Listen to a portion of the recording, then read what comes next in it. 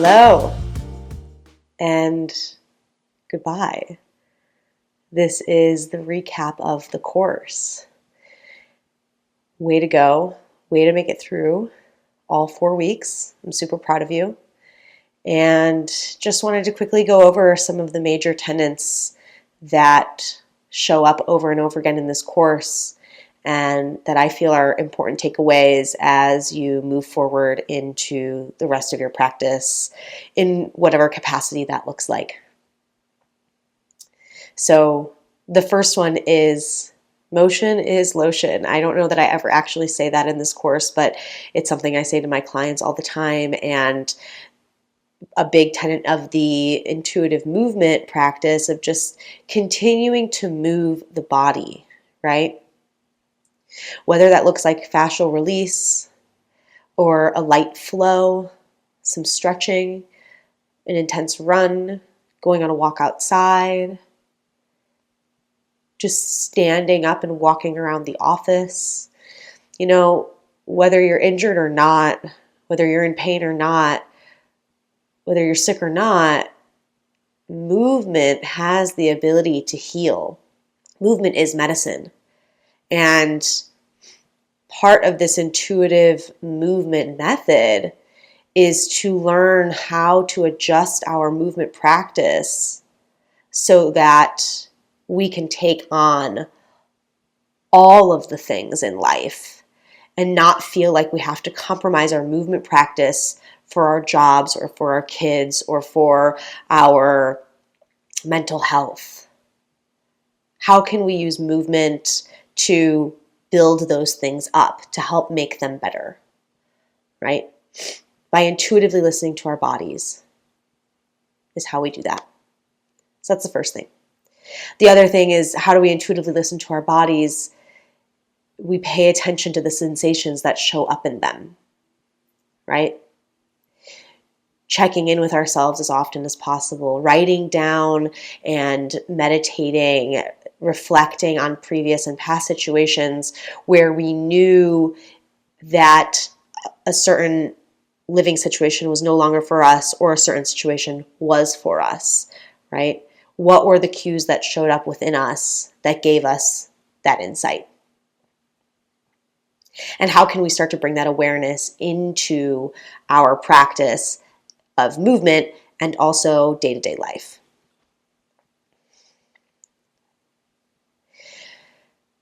Going back towards that movement section, another really important tenet and principle is that we keep good posture, especially if you are taking this course because you deal with chronic pain.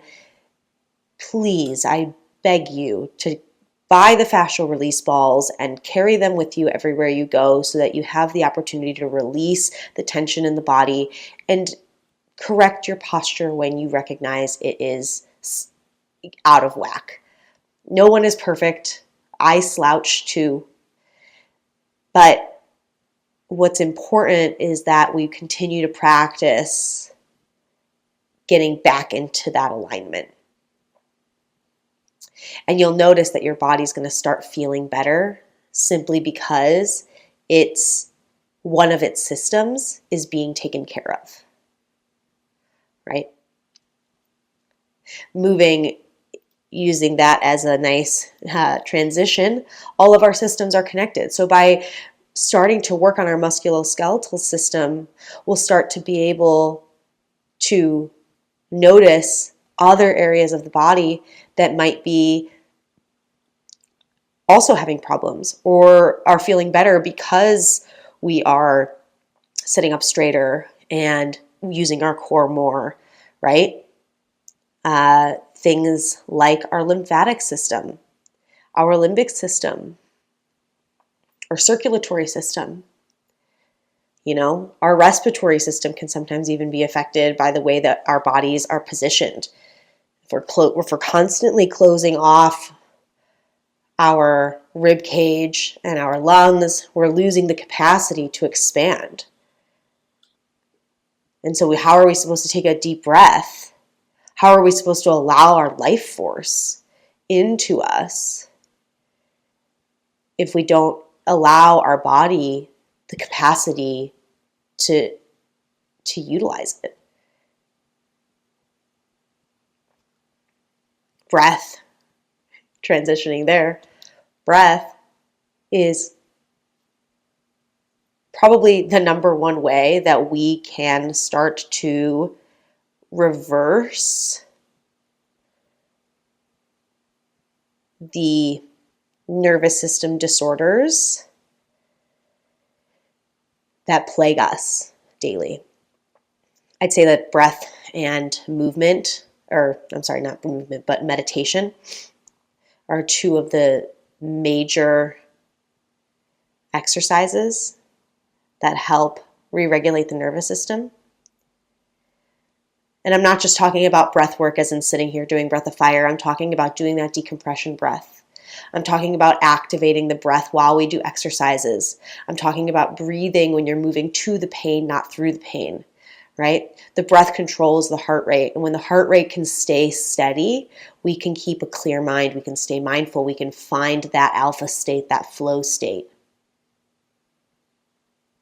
And so as you can see, all of these pieces are starting to come together really, really nicely and really smoothly. And it all just starts with a little bit of movement, right? And then we begin to trust the body. And when we trust the body, we can heal the body, and we can calm the mind, and we can free the soul. I hope this course was helpful for you.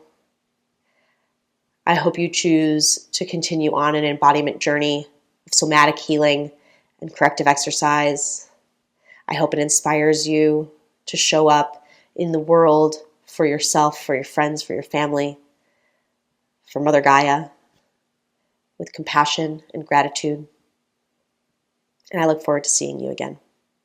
Thank you so much for being here. I so appreciate you. The light in me honors the light in you.